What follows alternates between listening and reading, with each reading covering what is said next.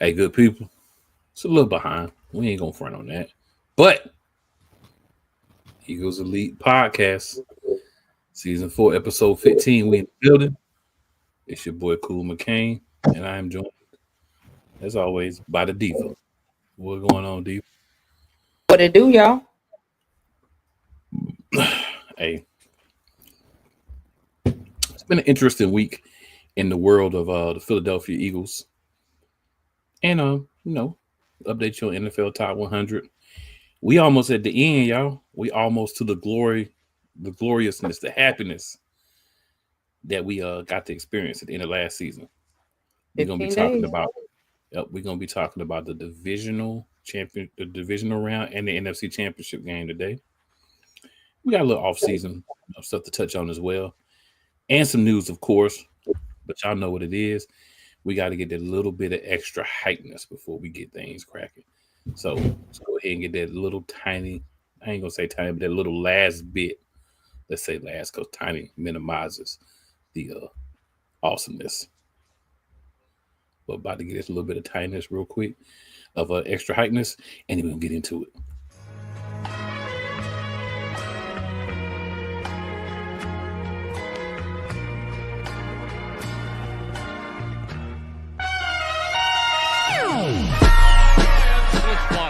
The kick is away, and the kick it's good! And the Eagles win! It's hard to come to South Philadelphia and leave here with the win. You just don't come to Philadelphia and leave here with the win. Eagles fans everywhere, this is for you. Let the celebration begin.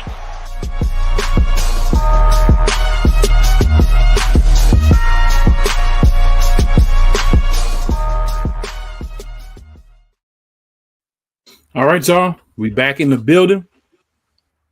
We got a lot of news to discuss. We got a lot of things to discuss. So today, we're just going to talk about what Diva want to talk about first. So Diva, what news you want to talk about? First thing is first. Well, we did trade for another wide receiver. We traded with Houston for Michi. I'm excited about this because Michi is, of course, Alabama Roll Tide Crimson. You know what I'm saying? So he's familiar with the system. He's familiar with a few players. So I think that that's a good thing. As we've seen, we've had a lot of injuries starting out. So just curious to see, who's actually going to be on his 53 man roster. But yeah, injury updates. I'll give you some injury updates because injuries have started piling up, but I'd rather to go ahead and get them over and done with instead of having a bunch of piled up injuries in the beginning, middle, or end of the season. So hopefully this is the first and the last. But we got AJ Brown still having problems with that hammy, which we know AJ Brown's been having problems with the hamstring since last year. So that might be another reason why. We went and picked up another wide receiver. Lewis Sin has a growing issue. Landon Dickerson, of course, knee. Jordan Mailata caught a concussion. Tanner McKee messed up his finger yesterday, but they said that it shouldn't require surgery. Andrew Makuba, of course, went down with a hamstring injury, which, dang it. Keely Ringo has a quad injury. Devontae Smith, growing. Josh Uche, growing. Johnny Wilson, knee/ankle. And Tyreek Castro Fields, I think, has a hamstring injury. So that is the lineup of the injuries so far in the season. Before we begin, but like I said, I'd rather have them now than later. So, your thoughts on that, Mr. Cool? Let's start with John Michi. I thought it was a great pickup either way, but then when we started having the injuries on top of it, it's like, okay, that kind of hit right on time. We need to get somebody else in who's comfortable, who knows how to, play with some of the guys there and has a little bit of that familiarity. He actually almost went to high school with Jahan Dotson, so they know each other very well. Of course, he played with Devontae Smith and some of the other guys from Alabama. And then the guys he didn't play with, of course, they got that brotherhood like you have every college. So, you kind of connect and chat with each other, even if you weren't necessarily there at the same time and then play together. Like he came right after Jalen Hurts left, so he never played with Jalen Hurts there, but they know each other just, say, like I said, because of that Alabama connection. So, and we need to get him going. The way things are going, we need to get him in the building, like ready to go ASAP.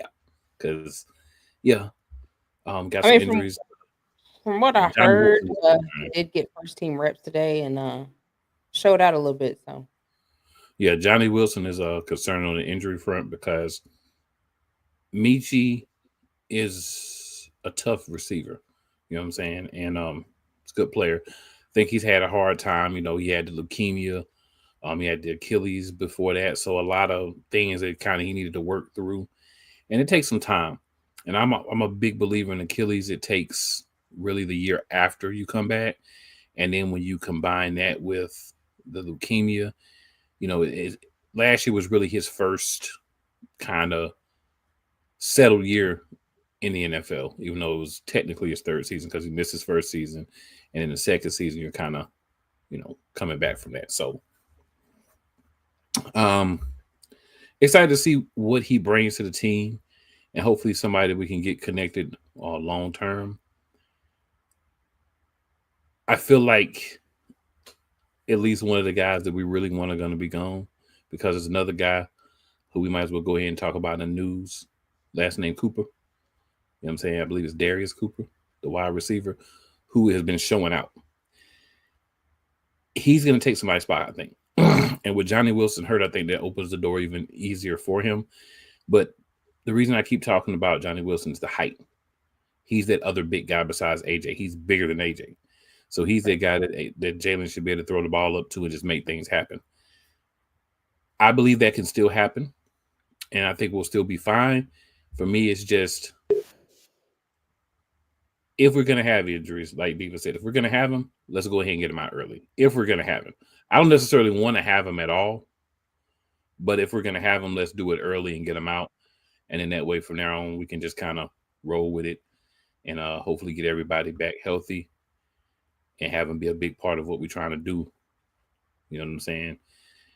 With this back-to-back, Philly. You know what I mean? The players are kind of looking at it like last year was last year. I feel you. I'm not knocking you. But for me as a fan, I'm talking about this all year. You feel me? I got on the trophy edition hat. I'm talking about this. Like, this is something that is going to be, you're going to hear about it from me all year. You're going to hear about it. Diva got on the championship hat. You're going to hear about it. But as far as injuries go, I know Nakobe Dean, of course, is still out as well. Zach Bond just returned, and he's been looking pretty good. So hopefully all these guys can, kind of get these injuries out early. Hopefully we'll get a lot of these guys back by the time the season starts, because we still got a couple of weeks before the season starts, so they got time to kind of try to work through it and get healthy. And it may not be 100%, but if we can have A.J. Brown at 80, 85%, I'm fine with that. Right. And having other guys that can play, help in the rotation, maybe take some of the snaps away. While it may affect his numbers, it may help his ability to stay healthier with the injury. So, I'm agreed. That too.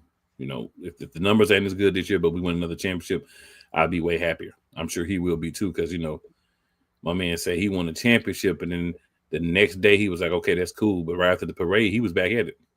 Mm-hmm. Him and Devontae. I think Smitty was first, and it was him. But I mean, it's important to have backup because the past few years we've had to put a lot of our trust in just AJ and Smitty. You know what I'm saying? Because they're the main thing. But AJ been in the league for a while, and you can't continuously play your players because that's how they, get injuries. So playing them all 4 quarters is just not going to do you any good. So I'm glad that we do have depth and hope that we keep that depth of wide receiver, because we saw last year when AJ was out, Smitty was out, we were struggling. Goddard was out, we were struggling. So yeah, it's always important to have depth and good depth at that. And I was, as always, watching some of the press conferences because you learn a lot from the press conferences. And what I learned was Dotson really has worked on getting a rapport with Jalen. So that's something that's been a big part of their summer, and they've been connecting. Cooper's been getting some passes from Jalen the last few games. Will Shipley, Diva's homeboy, somebody she really supports on the team, loves a lot. He's been getting he got some reps with Jalen this week as well. And he was talking about, so a lot of good things have been happening with the team, man. Everybody's kind of linking up and syncing up and making things happen the way they need to. And I feel like that's best for the squad, and that's also best for the guys. You build that bond, you build that camaraderie, you build all those things. And I feel like they're doing it, and they're doing it the way that it needs to be done to make it the best it can be for the team. And I'm all about support, man. I'm all about it. I love what the Eagles are doing. I can't say that we're gonna have everybody all year because I'm not an unrealistic fan, right? We'll get some guys that'll miss some games. Injuries happen as part of the game, but what I do believe is that we'll do a really good job of focusing on depth, right? As long as we have depth, as long as we're not in a situation where one person goes down and then the team's in trouble. Mm-hmm. That kind of our previous Super Bowl year, it was one of those next man up mentality type things. We weren't just sitting there saying, oh, such and such got hurt, so now we can't win the Super Bowl. Oh, such and such got this and that. So I think we're back to that. Like, there's going to be some injuries, but you get the depth so that when the injuries happen, you still have guys that can step up and make plays, and maybe not the same, but can get the job done. The defense is deep. However long Makuba is out, hopefully until he returns at least, we'll have another guy that won't get hurt in Sidney Brown. So hopefully Sidney can stay healthy at least until, that happens. I don't want to put too much hope into that because I like Sidney Brown, but oh my goodness. We have a certain group of guys that seem to get injured a lot. And you can't blame somebody for getting hurt, right? I'm not one of them people. You can't blame somebody because they get injured or whatever. But at the same time, it's hard to feel like you can depend on guys who have shown that they may not be there all the time because injuries are a big part of what's been holding them back. So just hope we have some guys that are able to stay healthy and help us, do what we need to do this year. Any other news or anything you want to talk about there, Diva? As far as updates, no, I think that's about it so far for me. But I do want to get your thoughts on what did you think? Well, you said, did you finally get to watch the preseason game? I did. What were your thoughts on, first I'm gonna start with the offense. What were your thoughts on the second and third string offense, and then especially the two quarterbacks, DT and what's the other one's name?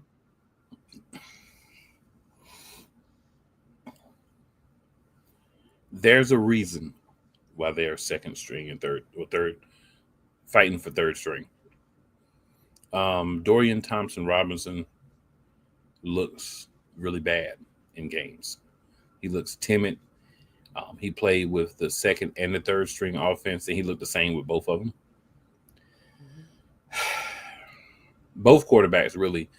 The other guy, I can't remember his name at the moment, but the other guy, he was a little bit better. But I'm thankful that it was the guys battling for third string, because if something happens and Jalen can't play and Tanner has to play, I still feel comfortable. If I don't have Jalen or Tanner McKee, it's going to be trouble. McCord. I mean, McCord looked good to me. I mean, he looked all right. I mean, of course, it's his rookie year. But, I mean, he looked way better than DT. I mean, he was able to throw a touchdown. But see, here's the thing. Is it really good just to be better than DTR? Because he's so bad. Like, he looks so bad. Like, I'm watching the game, and, you were talking the other day. You was like, yeah, we better hope that at least McKee stay healthy. And I'm like, well, got McCord, the young boy, we got DTR, something happened. I watched the game. I was like, we better hope they stay healthy because that was not good. Not good. DT came in when? Last year? No, we traded for him this offseason. So he came in this year. Yeah, him and Kenny Pickett, we swapped. I would have rather kept Kenny Pickett the way he playing. And Kenny Pickett been hurt all preseason. I still rather have him than DTR. Yeah, DTR. Yeah, I mean, which I don't think he's going to be here anyway. I think McCord would probably be the third. Locker room wise, DTR. I like. It sounds like he's a guy that like he hypes up the team. He gets the guys ready. But when he got to perform, his pregame pep talk was A1. Yeah. But on that field, it was no go. No go. All I gotta say, DTR, man, if you want a shot at making this squad, this third preseason game, my boy, you better come out and you better sling that thing. Because the way you looked last time, bruh. I mean, but even if you slang that thing, you still have to be like he was second guessing himself and making last minute decisions and just not confident. So even if you slang it, he's got to find that confidence and feel good with the decisions that he's making. Because you could tell that's why he was just running around being timid and got sacked because he just wasn't confident about what he was doing. You could tell. For sure. So my boy V-Lock 83, or like we like to call him, Vicola, is in the building. What up, Vicola? He says, good evening to the Eagles elites, the Eagles diva, and my brother Cool Breeze McCain. What's going on, Vicola? Appreciate you tuning in. And my co-host for Monarchs of Wrestling, the playmaker himself, says, I get to catch Eagles elite. Mr. McCain, how you doing? In all capital letters, hey, Diva. Hey, playmaker, what it do? And Snapback Jug, what up, Snapback? He says, you guys ready for the season? Bruh. We was ready for the season. 3 months. The season in February. We was ready after the season was over. We stay ready over here. Stay ready. So you have to get ready. Yeah, we try to live on the stay ready so you don't have to get ready philosophy. It don't always be 100%, but, we try to live that. We try to rock with that as much as possible. You know what I'm saying? Oh, life is just hard without Eagles football. I'm telling you. Man, it's so hard, man. Yes, sir. And if you're watching, do us a favor. Go on and go and share it. Let about 10, 15 people know. Hit that like button. Get us in the algorithm. Yeah. That share. All that good stuff. Look out for your peoples. Call a friend and tell a friend that Eagles Elite Podcast is live. You know what I'm talking about? And we on some tomfoolery today, so it's going to be a good one. You know what I'm saying? All right, y'all. So we got 2 games that we are going to review. And I think Diva would be a little bit more excited about reviewing these games than she was the previous ones. In all fairness to her, they weren't always, the last couple weren't that competitive because of what we had going on. But now we into the divisional round. Was this when we played the Los Angeles Rams? The Rams. Oh yeah. That game was a nail biter. You hear me? Blood pressure was high. My guy right here in the back showed up and showed out. You hear me?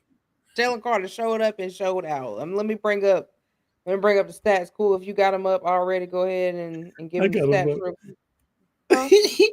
Hold up. Hey. Hey, Playmaker, it just worked out that way, bro. Promise you, it just worked out that way. You know what I'm saying? Playmaker is a Rams fan, by the way, so he ain't. Playmaker, you knew what it was. No, I'm stopping. We might not keep him for this part of the show, but hopefully he'll come back. Yeah, come on back, Playmaker. It's okay. Yeah, I got these stats up for you. All right, let's do this thing. So we're gonna go with the game leaders real quick first. Stafford actually had a really good game overall. 26 of 44, 324 yards and 2 tutties. Kyron Williams had 19 carries with 106 yards. Puka Nacua had 6 for 97. Jalen Hurts had 15 of 20 for 128 yards passing. Not a great passing game for him. But no touchdowns. No tutties passing. But we had that man. Mama, there goes that man. I'm going to start saying Saquon And Shay Sean. We got that Shay Sean guy. Shay Sean Barkley. Shay Sean. 26 carries, 205 yards, and 2 touchdowns. Goddard, 4 receptions, 56 yards. Was our leading receiver. And I got to say, this game was some tough conditions. And I got to give some props to Matthew Stafford for being able to, throw the ball that well in that type of situation. Real talk. Like, no shade. We take that back. Hurts had a tutty. It was just a rushing tutty. Yeah, it wasn't a passing tutty. Yeah.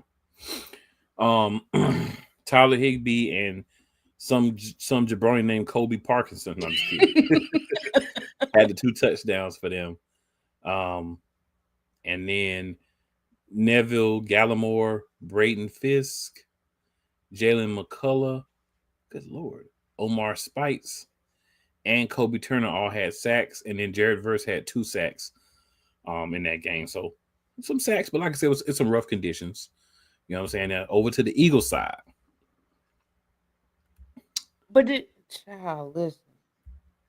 Just looking at the top 3 sacks, there were 15 sacks between 3 people. Yeah. No Play Slay had 5 sacks. Can y'all believe it? No Play Slay. No, yeah, 5 tackles. Yeah, five tackles. No.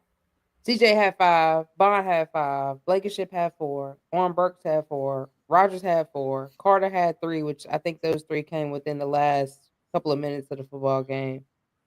Dijon had 3. Nolan Smith had 1. Ajomo had 1. Hunt had 1. Davis had 1. Quinyon Mitchell had 1. Josh Sweat had 1. Almost the whole dang on team, minus 5 people, had a tackle. We did have 5 sacks. Jalen Carter had 2. Smith had 1. Ajomo had 1. Jalen Hunt had 1. So, and we know Carter. I think those 2 sacks came at the end when he sacked Stafford. Yes. Twice. And Jalen Carter, what I can say is thank you, Jalen Carter. Thank you, Jalen Carter. Yeah, that's my husband back there. Jalen Hurts had 7 carries for 70 yards and a tutty on the ground. Gainwell had 1 for 10 as well. So we were moving on the ground. We had 285 yards on the ground. So we more than doubled the passing with the running game. So we really was pounding with the run. Jalen had a nice long touchdown that I love to see. Saquon had his 2, Shayshawn. And it was a well-fought game. I feel like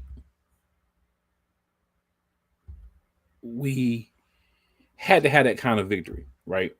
Because we had a loss, but it was without Hurts. You know what I'm saying? So to really get where we needed to go, we kind of had to have that. We won the game, but we know that we barely won the game type victory. Mm-hmm. And I think this was the one. Mm-hmm. This was very, I think, helpful, kind of eye-opening. As Playmaker says here in the chat, he says, Jalen Carter saved the touchdown. I never heard the link be so quiet like that when that drive was happening. Yeah, we were scared. We were stressed that whole game. As a fan, I was at the Eagles bar here in Charlotte, and we was in there quiet. They was playing music. All you heard was music and quiet. Like, it was crazy because we was just like, man, you just didn't know what was going to happen at that specific moment. And when you in one of those situations, you just got to kind of hold your breath and hope. And guys like Jalen Carter, those are who you want because those are the guys that make those plays. And boy, did he, I say, save our hind parts. Yeah, because it's win or go home at that point. There ain't no next game. It's win or go home. And he didn't want to go home. Then he made sure we ain't go home. He said, if I got to be the reason we win, cluck it. We're going to win. And I'm honestly not upset with that at all. Matter of fact, I love that mentality. Y'all just get ready for this year. But not only Jalen Carter, but the other pieces that we have, like that defense might be a little scatty. It should be. It should be. And I will say that one of the things that excites me the most about this upcoming season is just having the opportunity to see what we do against some of the better teams in the league, right? Because our schedule is interesting. And we're going to dig into that once we have a final roster. We should have that by, next week. We'll dig into that a little bit as far as looking at, okay, who we playing, who do we think is going to play. We know what we starting off at. We know week 1. We know what it is. We know who it is. And I just want to say, y'all, in the words of a guy that played for both teams, get your popcorn ready. That's what I want to say. Get your popcorn ready. Because what I will tell you is that's a rivalry. That's a rivalry and a rivalry. So get your popcorn ready for that. And it's going to be very enjoyable. It's going to be fun to watch. It's going to be fun to see. You know who who we got winning. Come on now. You know who we got winning. But at the same time, it's the rings. The banner going up. We already got the rings, but the banner going up again for the game. So that should be fun. This is what banners look like in the 2000s, in this century, this millennium. So I want to throw that out there. Somebody say it's a shot, you would be right.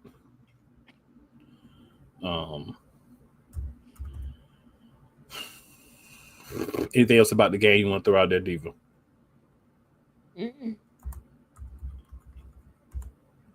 Glad we live to see another day.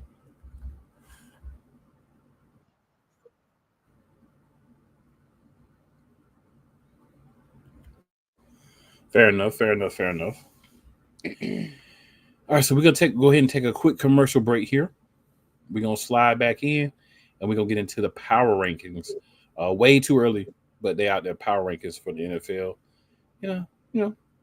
See what they're talking about. Should be fun. I know who better be at the top or somewhere close to it though. How they been? That's all I got to say about that. Rams fans all around the world. It's a beautiful thing to be a Rams fan right now. Stafford's back.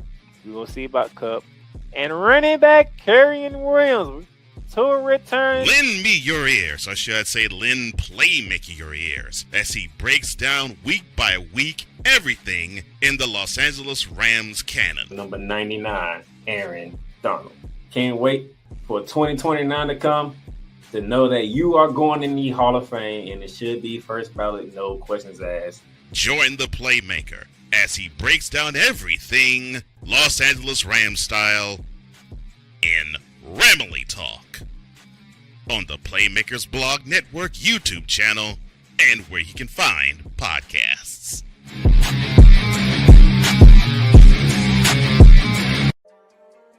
Cool McCain. You thought you wanted to go through against Chad Gable, but you didn't. And I'm going to tell you why. Chad Gable would take everything that Gunther's done and bury it. The Playmaker. It was on site. AJ Styles walked out there, seen LA like, oh, okay, then LA Knight hopped out the car, let's go. Break down everything in TNA, AEW, and all of the WWE programming. Join these two kings, monarchs of wrestling, live every Monday at 6:30 p.m. Eastern, 5:30 p.m. Central on the Play Caller Sports Talk YouTube channel.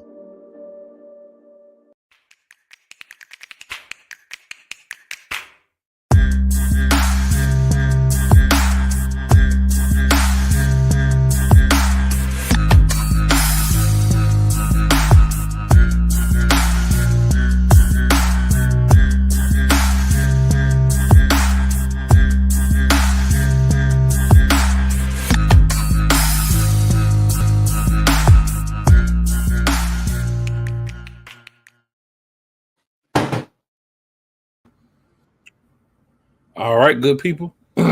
We back. run through these power rankings real quick. So at the very, very bottom, I mean, I didn't spend a lot of time. Just want to tell y'all what it's looking like right now. The last ranked team, I'm sure no one's going to be surprised when they hear this, is a team that has 4 quarterbacks, which means you don't have one. And that's the Cleveland Browns. Right above them, also another team that there'll be a theme at the bottom, doesn't have a proven guy that you feel confident can actually win games, the New Orleans Saints. Any thoughts on the bottom two, Diva? No. They're there for a reason. And then right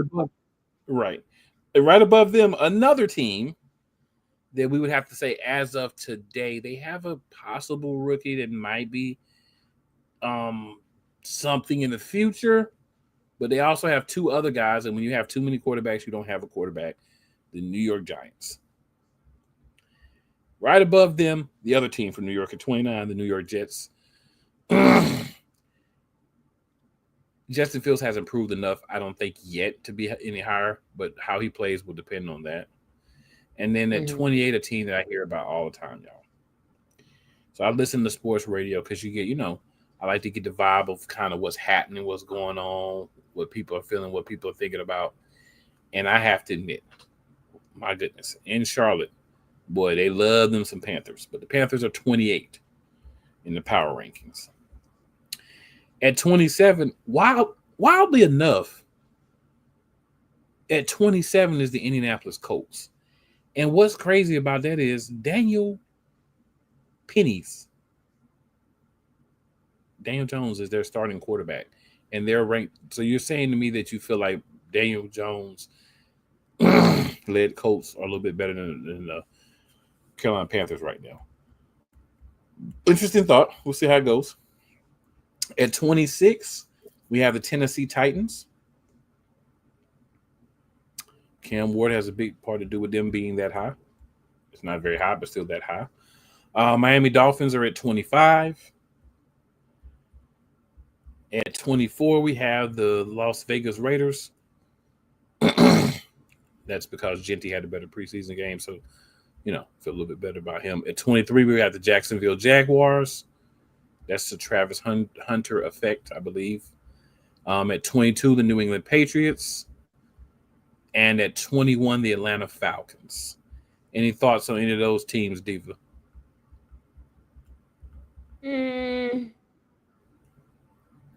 I guess well, as far as the Colts and the Panthers, I mean, maybe they're basing. I guess they're basing on. I haven't really watched, their preseason, so I don't know how the Panthers preseason has been going. Just been hearing about it, but I haven't really heard any noise about it. So yeah, that's what I'm saying. I hear fans say they're going, but I haven't heard fans actually say, "Oh, well, ABC is doing this." So right. And I'm guessing the starters aren't playing enough to have a young team that didn't play well last year, in my opinion, and a lot of sports people in the city's opinion too. Right. And I mean, I guess maybe they're putting the Colts over them because of Daniel, but I mean, he might be better with a different team than he was with the Giants, but I mean, I feel like they should be lower, honestly, still, but whatever. I mean, I would put Jacksonville over them too. That's just my opinion. I don't see any negativity or any incorrectness in your words, man. Not at all. All right, so we'll go to the next group here. At number 20, the Dallas Cowboys. Of course, that's assuming they keep Micah Parsons. They might even drop if they don't. At 19, at 19, Seattle Seahawks. At 18, the Arizona Cardinals. At 17, the Chicago Bears. At 16, the Pittsburgh Steelers. 15, the San Francisco 49ers. 14, the Houston Texans. 13, the Los Angeles Chargers. 12, the Cincinnati Bengals. And at 11, the Denver Broncos. I'm gonna say this. I like the Broncos. I do. But for them to be 11 right now, it's like they take the list and there's certain teams that they say you're gonna have to prove yourself before you do it. And certain teams they just say, "Oh, you got it." We're just gonna overhype you. And I feel like Denver's getting a little bit too much hype. I wouldn't say it's like they're a bottom, 20 team, 2025 team, and they're bumping them to 11. I think it's a little high for Denver right now. I think it's somewhere they could possibly get to, depending on how we see them start off. But the thing about second-year quarterbacks that I want people to remember is they normally have a slump if they play a lot in the first year. Because now everybody knows what to expect. But, at the end of the day, I don't think it's a sacrilegious move, just maybe a little high. Your thoughts on that group, Diva?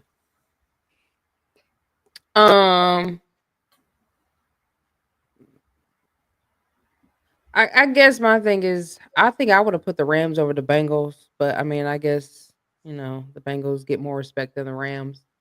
As far as Denver goes, to me, I feel like they're basing that off of last year. Unless there's been something in preseason that they've seen that's just like astronomical to put them that high. And then too, sometimes you have a good year, like everybody's, the chemistry with everybody's good and you just on point. And then sometimes you come back in the next year and you have no chemistry at all. Nobody's on the same page. On top of that second year quarterback slump. So we shall see where Denver's at because I feel like number 11 is high for them. I think I would have put the Rams or the Bengals could have been number 11, but whatever. Yeah, like I said, I just think it's a little high. Like, not really. Like, I'm not disrespecting the Broncos, but I just think it's a little high for me. All right, at 10, this is another one I think is a little high. That's the Minnesota Vikings. We don't even know what JJ McCarthy gonna be yet. At number 9, the Los Angeles Rams. Number 8, the Green Bay Packers. At number 7, the Tampa Bay Buccaneers. And at number 6, the Washington Commanders. So we're going to stop at this 5 since we're in the top 10 and talk about this 5. Any thoughts on this 5, 10 to 6? Some of them are too high. The Vikings, I don't feel like they should be that high by any means. I think the Rams should be just a little bit higher, but okay. I think Tampa's kind of high too. Tampa's real high. Yeah, it's a little high for Tampa. They play in a division. Didn't you say the Falcons too, or was that the last one?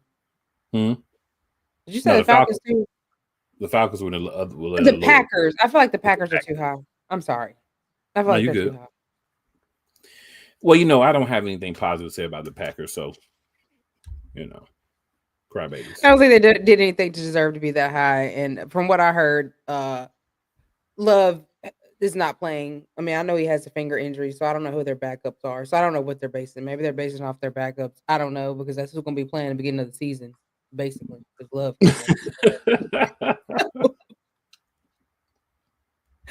Maybe it's their backups. I don't know, but they too high to me. But whatever. So I will say this: I think Washington's a little high as well, but I don't have a problem with them being there, being that they were in the NFC Championship game last year. But again, I think you have to take into account the fact that, this is, that second year.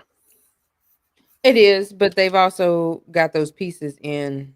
Well, the pieces that they added. So I'm guessing maybe that's why they put them that high, as well as what they did last year. But you do have that second year slump. They got one piece that may not be there either.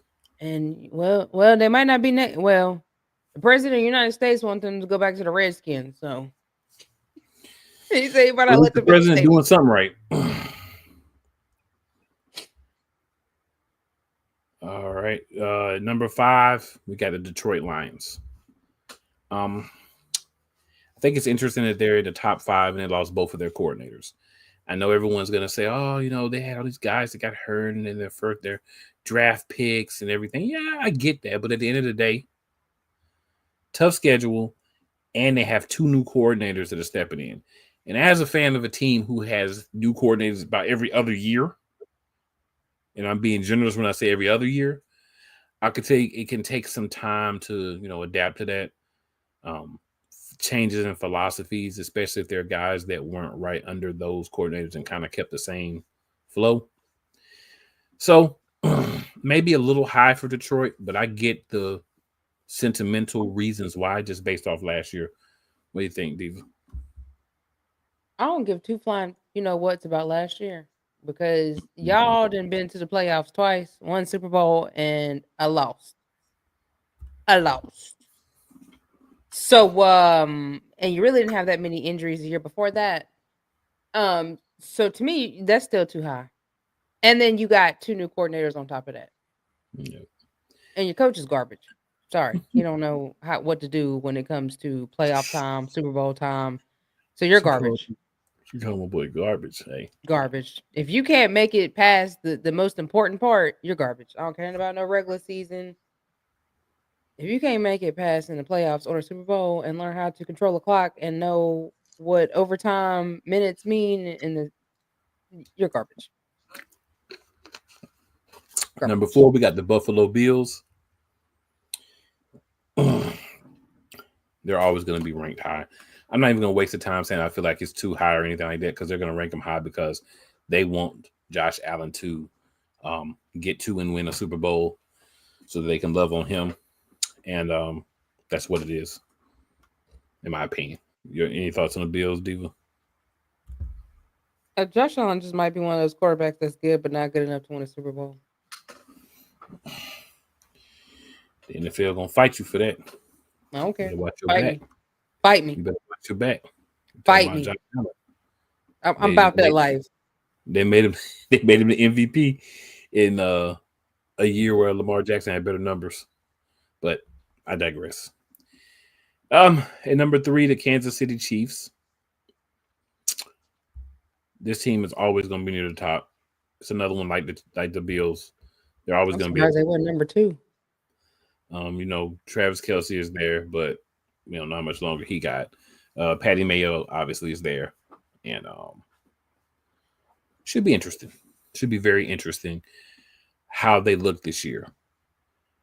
They do have other talent, of course, but it's going to be interesting just to watch and see how that defense is and that line and how they play, how they bounce back from what happened to them in the Super Bowl. I hope they don't bounce back from that. I hope that haunts them every day. Unless they play the Packers, beat them. That's personal hate. Personal hate. Or Detroit. Yeah, they could beat Detroit too. They could beat Detroit. They could be their 2 wins. They can beat Detroit too. And they can beat the Cowboys. Yeah, and them. And Washington too. But they couldn't beat them last year.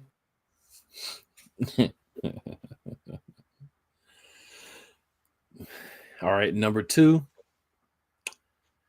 I think we've got the second best collection of talent in the NFL, and it makes sense that they're number 2, the Baltimore Ravens. You got Lamar Jackson, you got Derrick Henry, you got weapons. Let's not act like Mark Andrews isn't a great player because he decided he didn't want to catch the ball at the end of the game in the AFC Championship game, right? Let's not act like he's not that dude because their final game he was dropping balls, and that's why they didn't, move on further.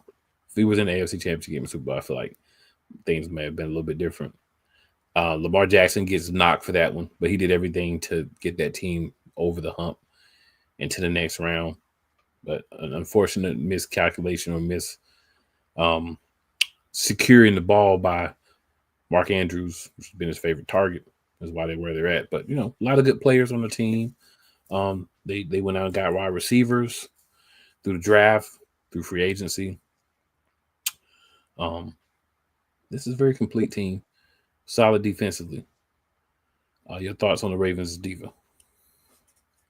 Yeah, I mean, maybe it should have been number 3 or 4, but yeah, I mean, You got to give credit when credit's due. I mean, they have a well-rounded team. Lamar Jackson is a very good quarterback, so I wouldn't put him at number 2, but yeah, that's crazy they got over the Chiefs.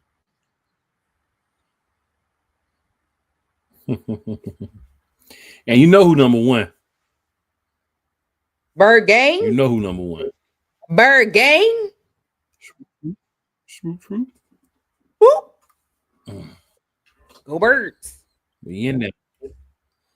We in there like swimwear. On my Birdman.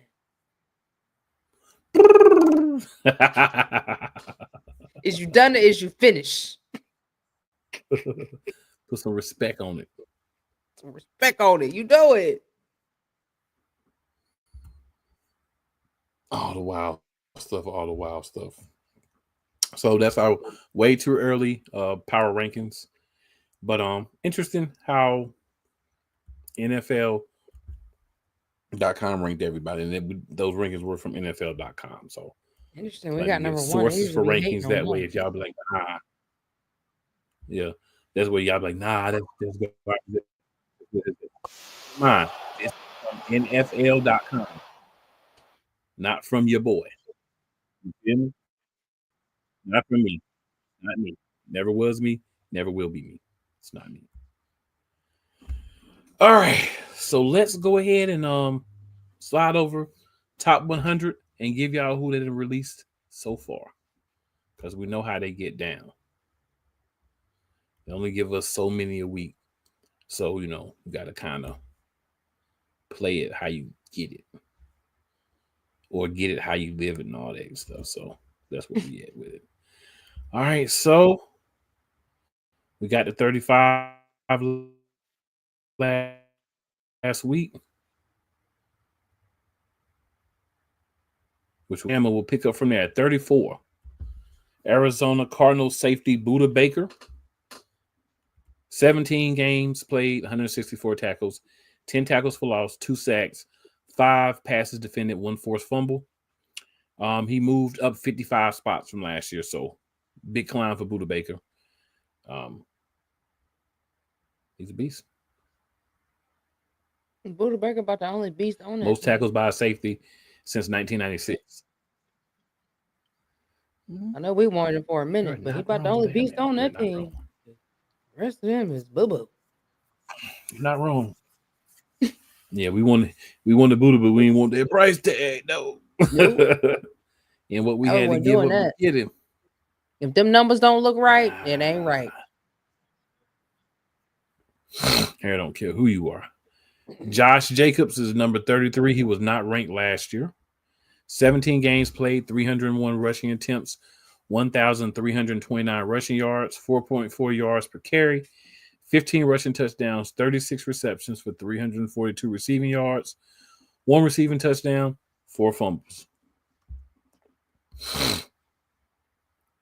Jacobs was one of the big 3 that moved and had a monster year. Saquon and Derrick Henry were the other 2. So I don't have a problem with him being here, even though he paid for the Green Bay Packers. Now I got beef with them all year. It's on site with the Green Bay Packers. Yeah, Josh Jacobs did his thing. I mean, especially, before he was with the Raiders. I mean, he did his thing with them too, but yeah. I mean, that's about the only thing they could use, because Love can never stay injured. I mean, can never stay unhurt. So better run the ball all you can. You know what I'm saying? Nico Collins, 32nd, was not ranked last year. Played in 12 games, 68 receptions, 1,006 receiving yards, 14.8 yards per reception, 7 receiving touchdowns. Till he got hurt, Nico Collins played well. Once he got back in week 11, he wasn't exactly the same, but he was still balling. Yeah, he definitely deserves it. He definitely deserves it.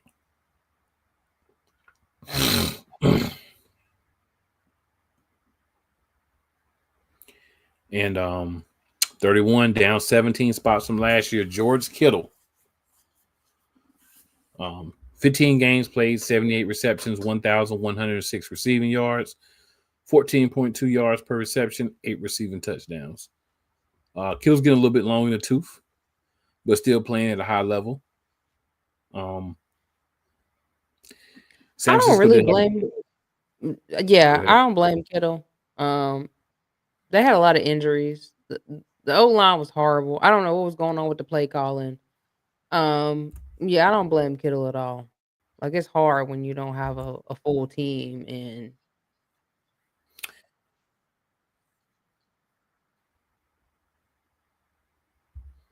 go ahead, bro. Yeah, I definitely agree. But I will say on top of that, though, he did have a little bit of a down year. Just you know, you sometimes think like, okay, if we're missing other pieces, then maybe we need to do more with Kittle. And I'm not saying that he didn't produce, but that you might would have wanted more out of him with everything else that was happening with the team. But the thing is, was the coach's scheme and plays to get more out of him? Hey, I'm just for the purpose of making the list. I'm just saying. All right, number 30, Xavier McKinney, safety, Green Bay Packers. 17 games played, 88 tackles, 8 interceptions, 2 tackles for loss, 1 quarterback hit. Had a career year, of course. Played for the Packers, so I'm not going to give him too much love because, I'm beefing with the Packers. He had the most interceptions, which was the 8 we talked about, without allowing a single touchdown.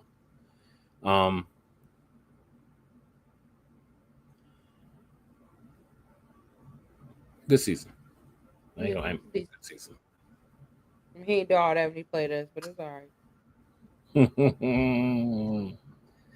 Number 29. This is going to be all diva.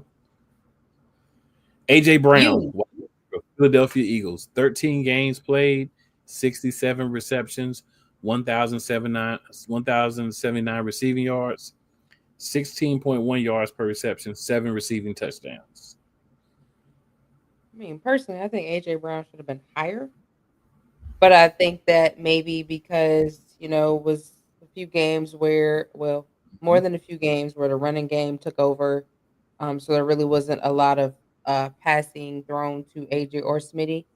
But imagine if we didn't have Saquon. Like, AJ's numbers would probably be astronomical. AJ is actually considered one of the best receivers in the NFL, one of the best. So technically, I feel like he should be higher. But if they're basing off numbers, then maybe should be a little higher still. Yeah, he's down 8 spots. He did end up not playing in 4 games. So I think that hurt too, because that was a lot more opportunities for him to make more plays that he didn't get in the regular season. 3 straight 1,000-yard seasons with us. He gets another game or 2 under his belt this season. Even with Saquon and A.J. Dillon and Will Shipley, I think we'll see him move back up some. I do think the 13 games and only getting a little bit over 1,000 when he's normally getting about 13, 14,000 yards hurt a little bit. But, hey, it's okay. We get it. He'll be back. Mm-hmm. And then number 28, up 57 spots, Tristan Wirfs, offensive tackle for the Tampa Bay Buccaneers. He played in 16 games, 1,016 snaps, 12 QB pressures allowed, 0 sacks allowed per Pro Football Focus. Anytime you are an offensive tackle and you allow 0 sacks and only 12 QB pressures in 16 games, you got to be one of the top protectors, and you should be high on the list. Mm-hmm. No shade towards Tristan Wirfs. He did what needed to happen to be there, and he deserves to be there. Yeah, I mean, he did a lot for Baker Mayfield, because if he didn't have that type of protection, Baker Mayfield probably been getting toe up. He would have reverted back to Faker Bayfield. Yeah, most definitely. At number 27, not ranked last year, but we know it was coming, Jahmyr Gibbs. 17 games played, all 17, 250 rushing attempts, 1,412 rushing yards, 5.6 yards per carry, 16 rushing touchdowns, 52 receptions for 517 yards, receiving yards, 4 receiving touchdowns, 1 fumble.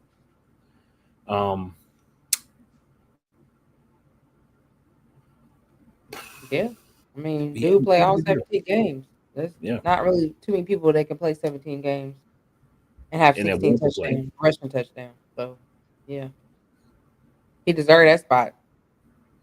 Yep. And then Montgomery missed some time, so that helped him as well because he didn't have, Montgomery to eat as many carries as he normally does. At number 26, we got another Eagle. Bird game. Zach Vaughn. Sir. From unranked to number 26. Yes, sir. All you Sir. again, David. I'm letting you cook on the Eagles. All you. Yes, sir. As you know, Zach Bond has been a monster for the Eagles in the defense. Go ahead and read that boy's stats. 16 games, 151 tackles, 11 tackles for a loss, 3.5 sacks, 1 interception, 5 forced fumbles, and 1 fumble recovery. Do you hear them stats? Now, this man went to doing absolutely nothing. Nobody even knew who Zach Bond was when he was with the Saints. To come to the Eagles and have astronomical numbers and tackles and sacks and forced fumbles in his first year with the Philadelphia Eagles, coming from the Saints, my boy deserved that. And we 2025. Watch what he do in 2025. I guarantee you he'll be higher on that list next year with even more higher numbers. 16 games, that means he missed 1 game out of the whole NFL season. And that was that last game when we didn't play no starters. Yep. Big up to Zach Bond. I am so ready to see him take it to the next level as an Eagle. And y'all better watch out because Zach Bond, he comes out of nowhere. Literally comes out of nowhere, and you're on the ground. Definitely a leader on the defense. All right, up 43 spots from last year. Danielle Hunter, defensive end from the Houston Texans, is our guy at number 25. 17 games played, 46 tackles, 17 tackles for loss, 12 sacks, and 1 forced fumble. 10 plus sacks for the 3rd consecutive season.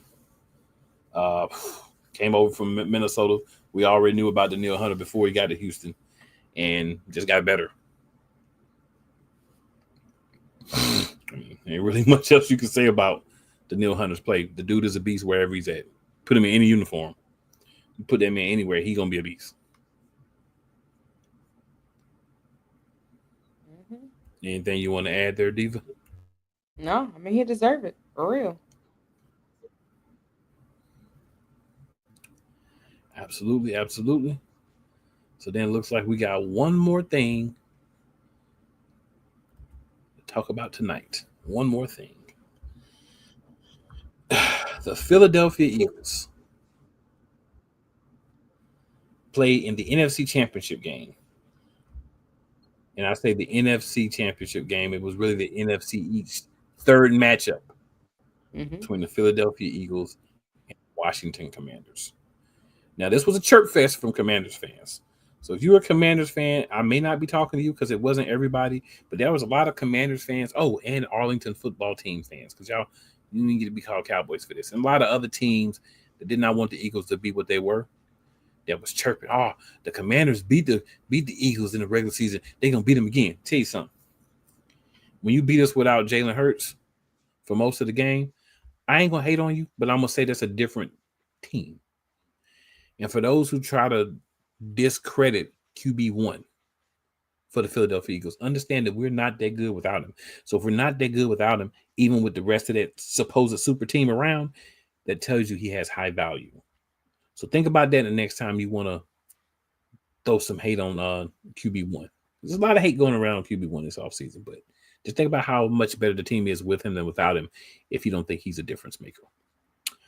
So, game leaders, Jaden Daniels, 29-48, 255 yards, 1 tutty, 1 INT. Jalen Hurts, 20 of 28, 246 yards, 1 tutty.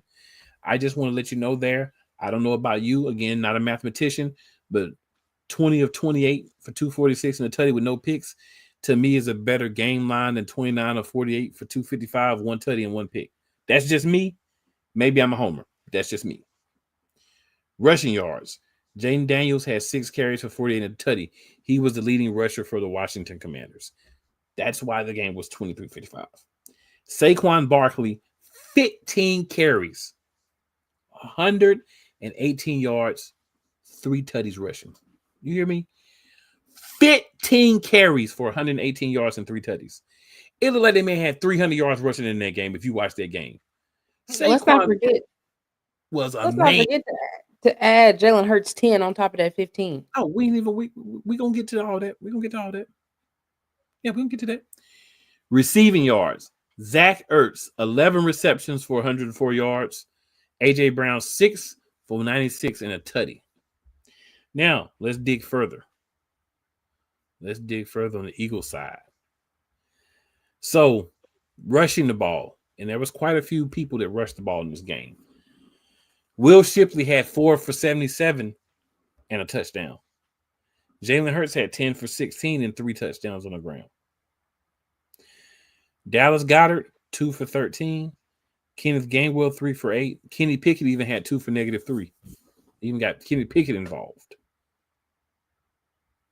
So Jalen Hurts was responsible for 4 touchdowns and 4 tutties in this game.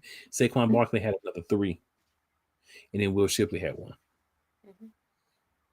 A.J. Brown, of course, caught the long touchdown. But receiving, Goddard had 7 for 85. Smitty had 4 for 45. Gainwell had 2 for 16. Barkley had 1 for 4. And for the sake of being fair, tell you what the Commanders had. Tressway had 1 reception, 1 completion, 1 attempt for 23 yards. Jaden Daniels, of course, was leading rusher. Brian Robinson Jr. had 11 for 36. Sounds like they're trying to trade him now too. And then you go, they are. So that's interesting. Austin Eckler had 8 for 15. Receiving, besides Ertz's 11 for 104, McLaurin had 3 for 51, the long touchdown.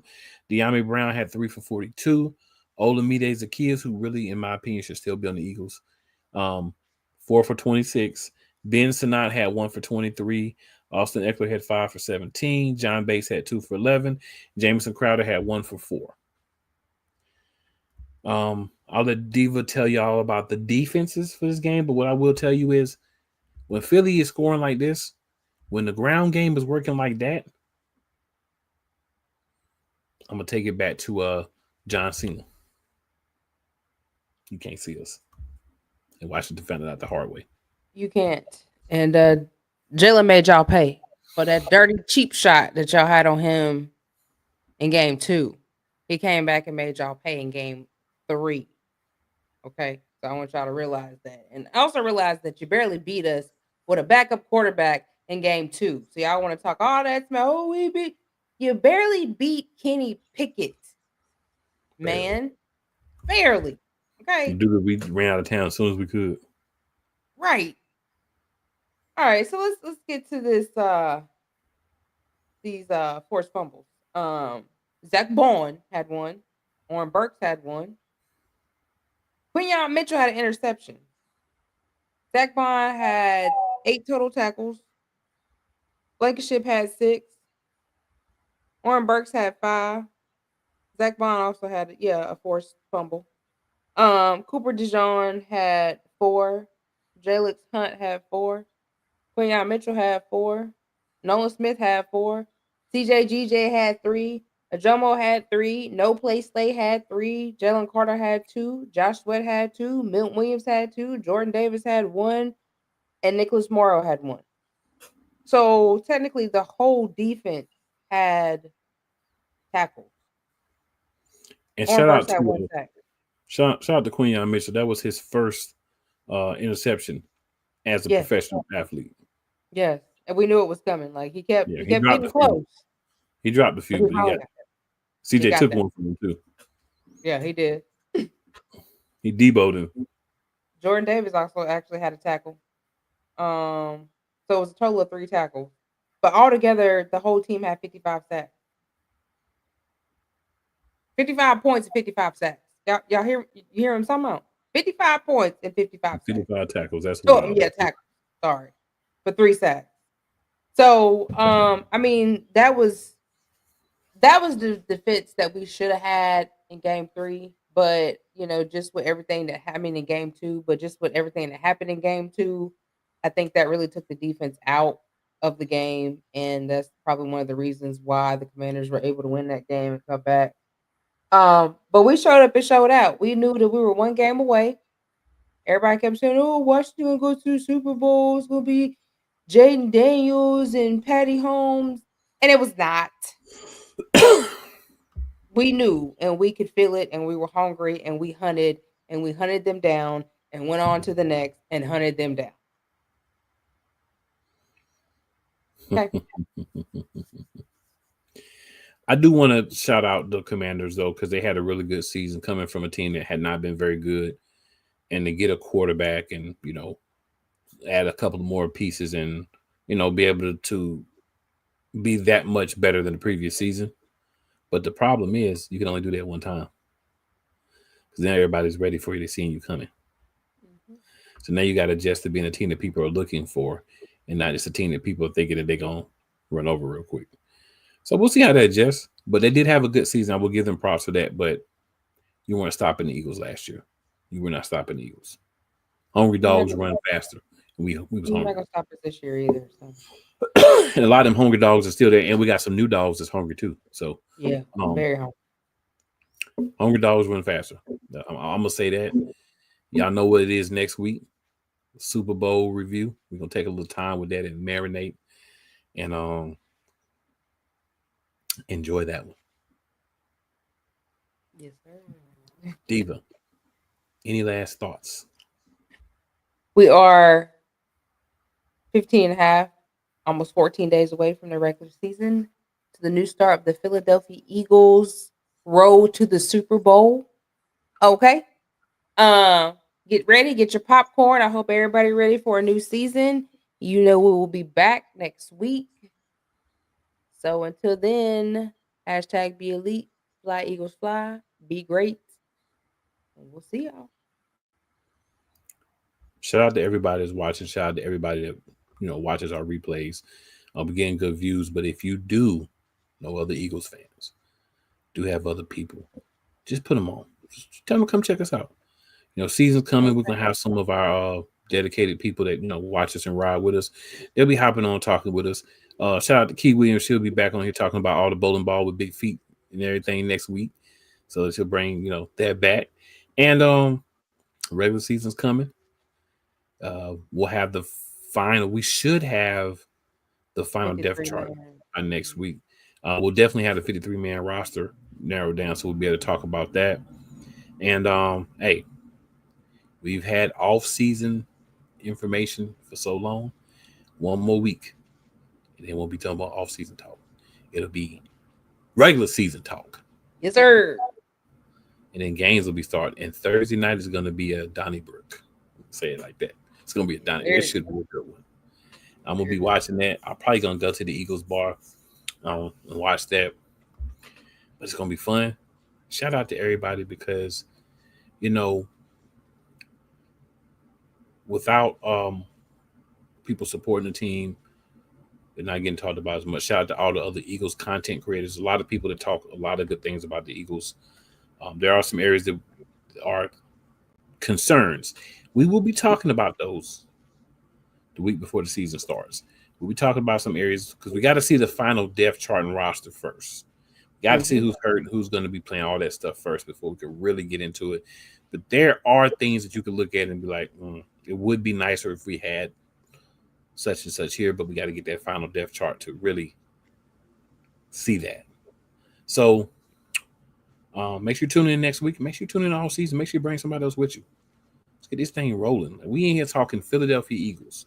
You know what I'm saying? The best team in the NFL, your reigning and defending champions. Let's run these numbers up. Let's show YouTube. Yeah. We need to start throwing this and other Eagles content on everybody's page because that's what people want to hear about. You know what I'm saying? And as always, it's never where you start. It's always where you finish. If you're checking this out on Shady Sports, make sure you hop over to Eagles Elite Podcast on YouTube. If you're watching us on Eagles Elite Podcast, hop over to Shady Sports. If you're watching it on one of the other platforms, Twitch, whatever, please do the same. We'll see you next week. Don't forget like, don't forget share, and don't forget subscribe. to subscribe. and hit that bell All for not notifications. personalized. Ding dong. And we out.